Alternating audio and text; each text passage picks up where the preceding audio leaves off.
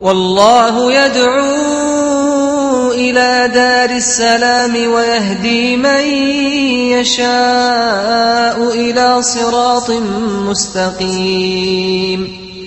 Islam is for every race. Welcome to this week's edition of the Beauties of Islam. I'm your host, Yusuf Estes, and for the next few minutes we're going to be talking about one of the many beauties of Islam.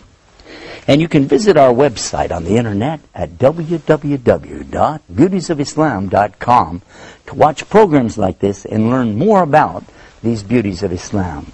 Today I'd like to continue talking about our relationship with our Prophet Muhammad, peace and blessings be upon him.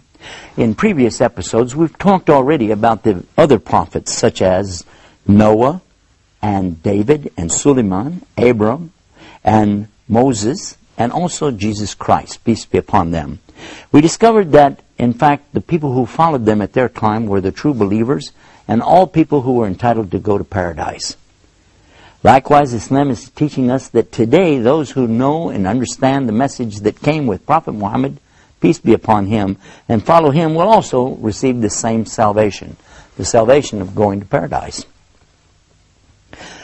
Along the way, what we discovered was that there are even details of our lives that are found in the Sunnah. Sunnah means the way of Prophet Muhammad, that are beneficial to us in this life and certainly in the next life. We found that in the Quran the teaching is to obey Allah and obey His Prophet, that He is the example for all of us. He's the mercy to all of the worlds, and also He's the example to mankind to know how to live, how to act, even how to die. And that's what I wanted to speak about today, is this concept of knowing how to live and die. Allah tells us in the Quran that we were created in the very beginning inside of our mothers from something called an alaq. And these were the first verses, the first words actually, that came of the revelation. The Prophet Muhammad, peace and blessing be upon him, was about 40 years old at the time, and he was in a cave meditating near Mecca, in a place called Jabal Nur, or the Mountain of Light. And then the angel came to him, the angel Jibril came to him. This is Gabriel in the English language. And when he came to him, he commanded him in the Arabic language, Iqra! Prophet Muhammad, peace be upon him, just like, what? What do you want me to do? And he said to him again, Iqra! Prophet Muhammad said, La ana biqari. He said, Iqra! Now, what is the Iqra? What does that mean? Now, a lot of people translate that to be the word read. Read. But is it really the word read? Actually, no, it's not. It means something bigger than that. It means to recite, as in reciting from memory. To recite. And what shall I recite? Iqra bismi rabbika alladhi khalaq. Khalaq al-insana min alaqa. Iqra wa rabbuka al-akram. Alladhi alama bil kalam. Alam al-insana ma lam yalam. And the meaning more or less to the English language is saying that recite in the name of your Lord, who created the human being from a leech-like clot of blood. And that's exactly what we find today is the beginning of a human being. He starts out like this little teeny clot of blood shaped like a leech inside of his mother, inside the raham of his mother, the place of mercy. Recite in your Lord is so generous, who taught man how to use the pen, taught the human beings what they didn't know. And who is this? This is the Lord of the worlds who is speaking to us via this conductor, which happens to be the angel Gabriel, Jibril. Now, when Prophet Muhammad, peace be upon him, comes, he has the revelation and the people are listening to what he's saying, but at the same time, his life itself is an example for us. Consider this. Here are some of the things that he lived. He could preach if he wanted to, but how about live it? So many times we hear people talk the talk, but we don't get to see them actually walk the walk. We hear preachers, for instance, today telling us about not having sex until marriage, and then we find out some of these preachers themselves are doing these things. Now, what kind of an example does that set for our youth? Certainly not anything I'm impressed with. You either. We hear people speaking about a lot of things, but they don't live up to it. The Prophet Muhammad, peace be upon him, on the other hand, I want you to listen to this. He never ever even had a date with a girl, much less even kiss any girl, until he got married at the age of 25 years old. He himself was a virgin, and he married a lady who had been a widow. Her name was Khadija radiallahu anha. That means, may Allah accept from her. She was the first to believe in him as a prophet, and she was the first to support him in his efforts as a prophet. And do you know he was married to her for all those years until she passed away, and he never even looked at another woman. So much so that this is one of the parts, it's a good example for us as men, Muslim men today, that we don't consider anything other than marriage to a woman, and when we're married to her, we don't consider anything else with any other woman. And that's the teaching of Islam, but he lived the example to show it to us. People often want to criticize our Prophet Muhammad and talk about, well, he had so many marriages. But in reality, I'm going to tell you something. It's not like marriages that people think about today. Today, marriages are a matter of convenience to people to get what they want for themselves, their own gratification. It's true. And a lot of people don't even bother to get married to get their gratification, and you know what I'm talking about there. But in Islam, it was always forbidden, and still forbidden today, for a man or a woman ever to have a relationship outside of marriage. If a man is married, he can have all the relationship he wants with his wife, and she with her husband, as much as they like, within certain limitations. How beautiful that relationship is. But never, even as a joke, should Muslims even consider something about doing anything outside of marriage. And Prophet Muhammad, peace be upon him, was the best example. Now let's talk about his marriages. He only had one wife until she passed away. And then he took a wife who was an older woman that other people maybe didn't want to marry her. She was a very big lady, but he married her. He married a woman who was very old, beyond the age of even having a desire for men, but she needed somebody to care for her, to take care of her, be responsible for her. And he accepted that responsibility. He was offered the marriage of his best friend. His best friend was offering him marriage to his daughter when she was very young. And when we come back from the break, I want to talk about the marriage of Prophet Muhammad, peace be upon him, to his wife Aisha. Stay right there. I know you're going to want to hear this when we come back with more about the beauties of Islam. Islam is keeping up the pace.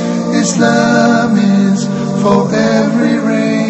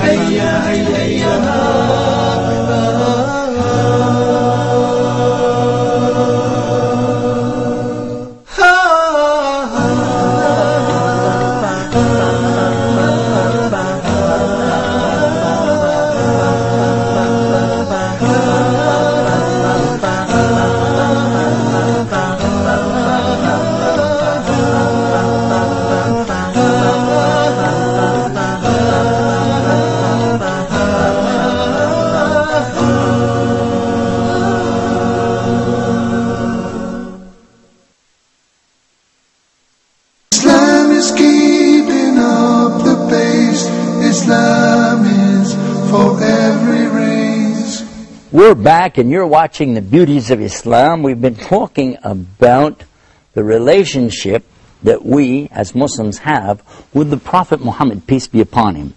We've discussed how he's the example for us, and we particularly talked about sex life, and we were saying that the Prophet Muhammad, peace be upon him, had never ever engaged in anything like this except in legal marriage to his wife.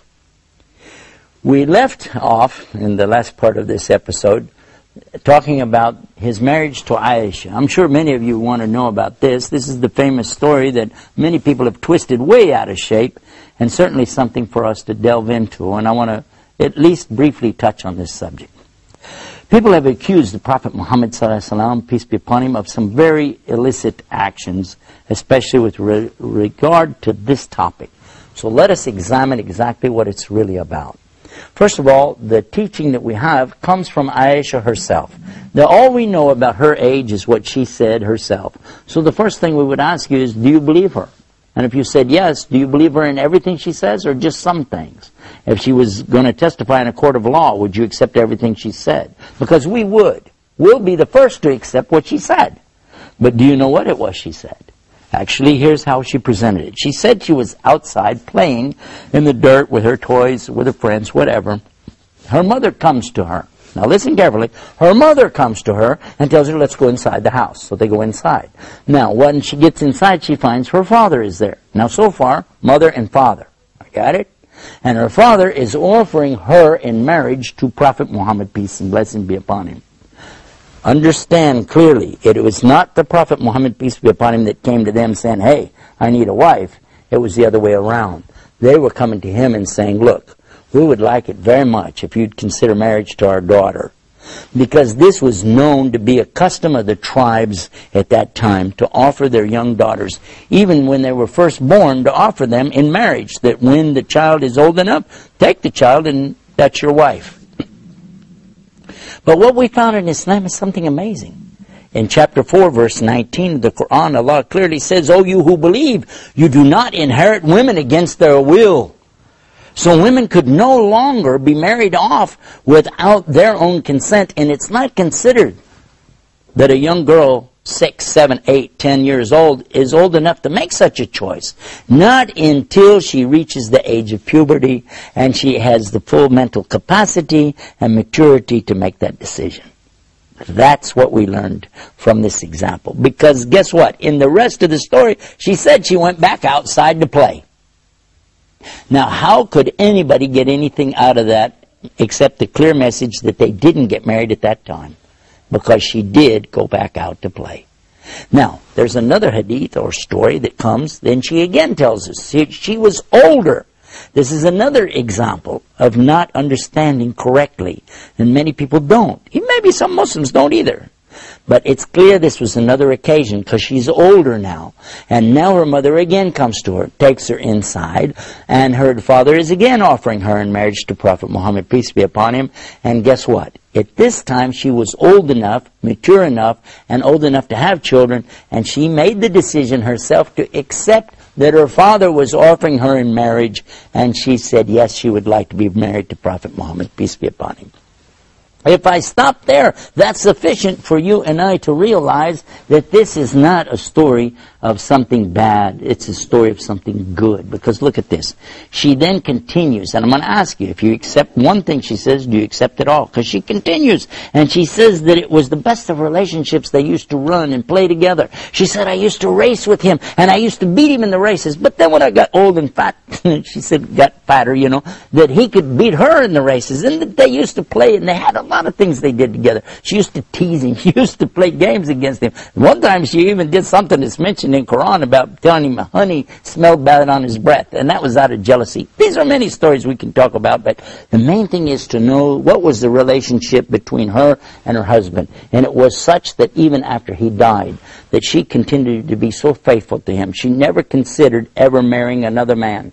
Even though she was a young lady, maybe in her early 20s, she never considered to get married to any other man. All of her life, she continued to say only the very best about her husband. In her whole entire life, she never said any disparaging word against her husband. In fact, I like for you to think of this. Instead of Shakespeare's Romeo and Juliet, where two young kids go against their parents and they commit suicide, here we have the story of Muhammad and Aisha, who are in love so much that even death didn't separate them, and they had the highest hope for a life together in the paradise. You choose which of the teachings sounds the best to you. For me, it's one of the beauties of Islam. Until next time, peace. Salam. Islam is peace, Islam is ease, Islam is not danger or disease.